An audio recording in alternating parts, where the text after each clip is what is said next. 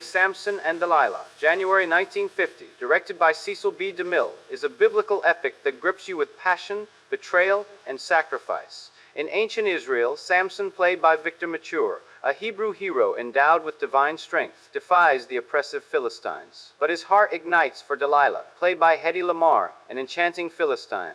Their forbidden love, reminiscent of Romeo and Juliet, unites two enemies in a passion doomed to tragedy. Seduced, Samson is betrayed, blinded, and enslaved. Yet, in a surge of faith, he pushes the pillars of the Philistine temple, triggering a spectacular collapse, crushing his enemies in a legendary finale. Cecil B. DeMille, the Spielberg of the 1950s, orchestrates a grandiose spectacle, monumental sets, shimmering costumes, epic stunts. Every frame is a visual explosion.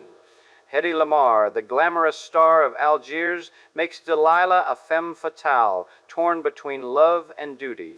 Victor Mature, the colossus of My Darling Clementine, gives Samson a tragic depth, and muscular yet human hero broken by his weaknesses.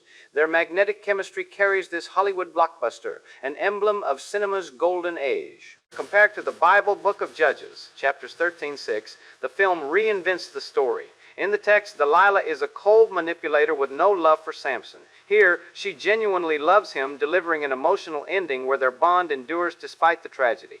The Bible describes the temple's collapse in a few lines. DeMille turns it into an anthology scene. Dust, pillars, silence, then ruin. This sword and sandal epic marks a turning point, inspiring Ben-Hur's The Ten Commandments and Quo Vadis. Faith, romance, action, Samson and Delilah is an explosive cocktail, a timeless classic that speaks to the heart and dazzles the eyes, perfect for diving into the 1950s.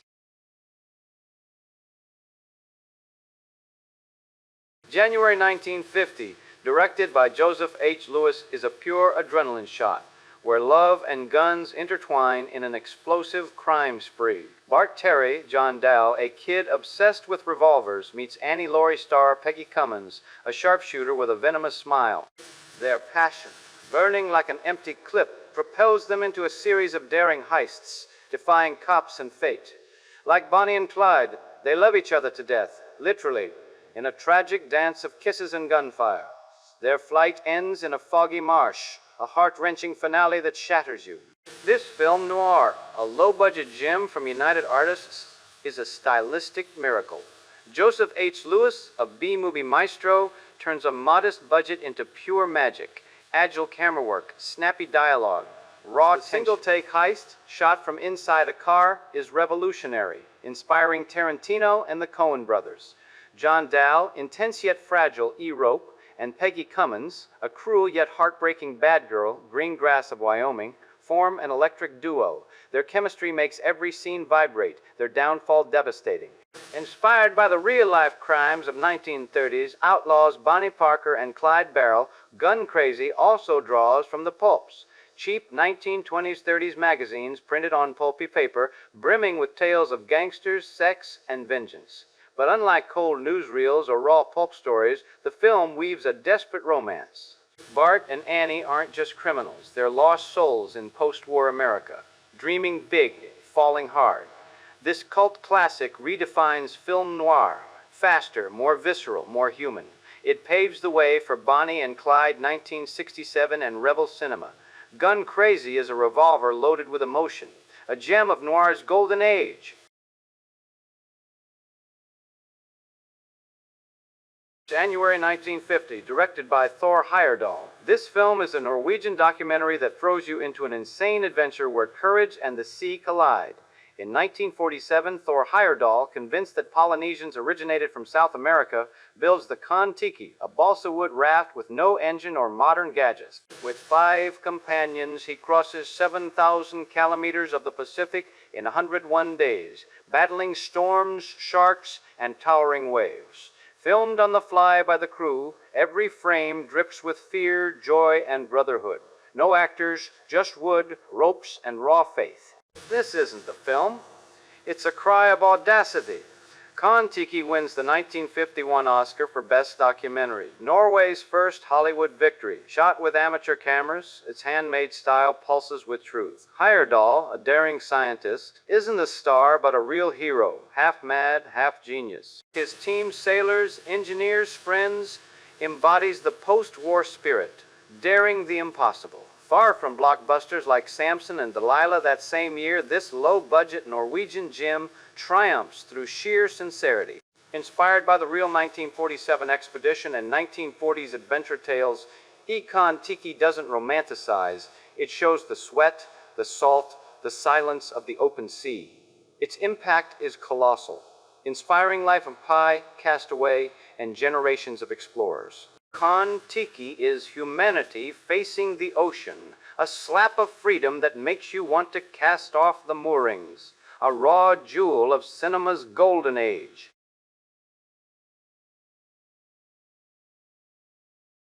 The Blue Lamp is a British crime thriller that plunges you into post-war London, where cops and crooks clash in a tense, deeply human ballet.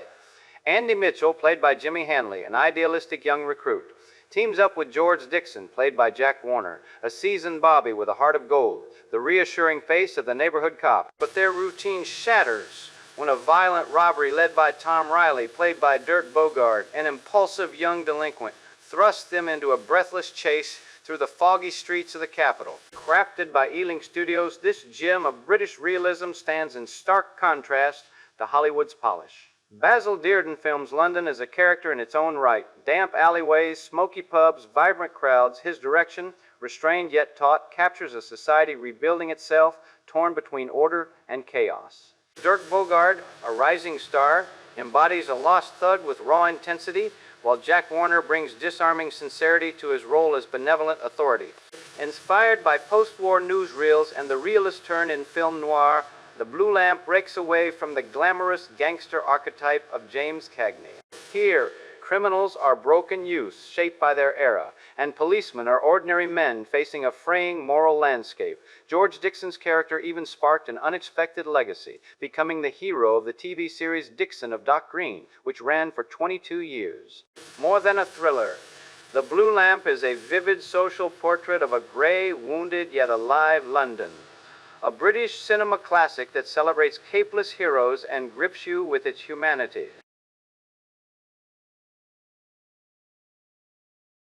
Padenie Berlina, directed by Mikhail Chiaurelli, is a colossal Soviet epic, a monument of Stalinist propaganda that engulfs you in the fall of Berlin in 1945. Alexei, a steelworker turned hero, and Natasha, a schoolteacher caught in the war, embody the people amidst chaos. The Red Army triumphs over the Nazis, with Stalin as the supreme guide. Roaring tanks, fluttering red flags, explosions, every frame is a military ballet, a visual shock. This film doesn't narrate, it glorifies, yet it moves through its heroes, simple souls carried by hope. Produced by Mosfilm, this behemoth unleashes wild ambition, massive battle recreations, orchestrated crowds, smoke and flames. Chiaurelli, a regime loyalist, his 1946 The Oath, earned a Stalin Prize, directs with near-sacred fervor.